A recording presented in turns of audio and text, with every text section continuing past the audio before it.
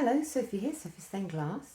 I have a quick video for you today sent in by one of my subscribers, Tim Britton, and it's a rather nifty little gadget, a little bit Heath Robinson, but we love that, and it helps him stretch his lead.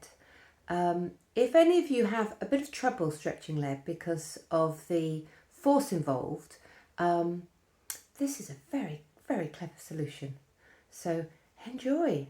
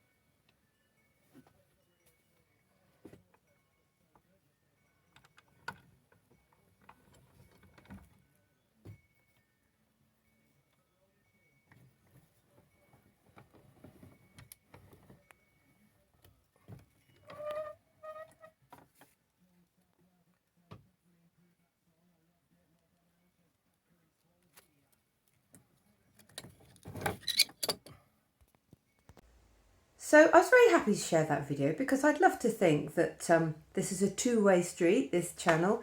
So if you've got any good ideas or videos of little innovations you've got, please do send them in. I'd love to see them and then share them with everybody.